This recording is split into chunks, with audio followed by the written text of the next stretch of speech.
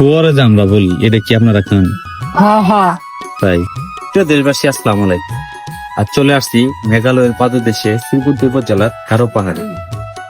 এখানে গারো উপজাতিদের বসবাস।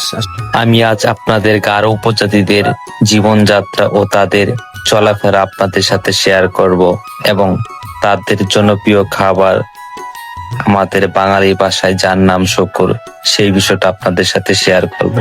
চলুন সম্পূর্ণ ভিডিও দেখতে থাকুন, অবশ্যই ভালো লাগবে। আচ্ছা, এই যে শুয়োরে যে আমরা বলি, এটা কি আপনারা খান? হ্যাঁ হ্যাঁ। তাই হ্যাঁ। এটা আপনারা স্থায়ী ভাষা, মানে আপনাদের ভাষায় কি বলো এটারে? ওয়াক। ওয়াক। শুয়োরকে তাদের স্থায়ী ভাষায় ওয়াক বলা হয়। আমাদের শ্রীপুরদি উপজেলার হারিয়াকোনা, বাবলাকোনা, বালিজুরি ও বেশ কিছু এলাকা জুড়ে রয়েছে আদিবাসীদের বসবাস। তারা মূলত পাহাড়ি এলাকায় বসবাস করে।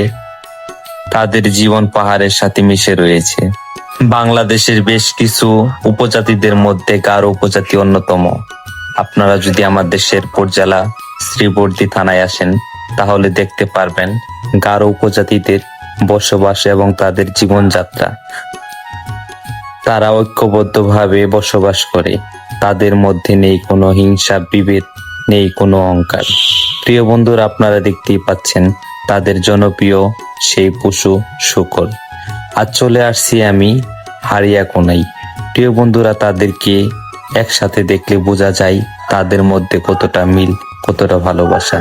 তারা দলবদ্ধভাবে বসবাস করে। তাদের গ্রামের একজন মোড়ল থাকে, সেই হচ্ছে গ্রামের প্রধান। তাদের নির্দেশে তারা ঐক্যবদ্ধভাবে চলাফেরা করে। প্রিয় বন্ধুরা, আপনারা দেখতেই পাচ্ছেন এখানে স্থানীয় কিছু গারো আদিবাসী, তারা তাদের করে পাহাড়ে জীবন যাপন করছে। প্রিয় বন্ধুরা, পাহাড়ের সৌন্দর্য শুধু পাহাড় নয়, এই আদিবাসীদের সাথে তাদের অন্তরঙ্গ মিল। তারা পাহাড়ের বুকে রয়েছে, তার জন্য পাহাড় এত সুন্দর। সামনে হয়তো নতুন কোনো ভিডিও নিয়ে আপনাদের মাঝে হাজির হব।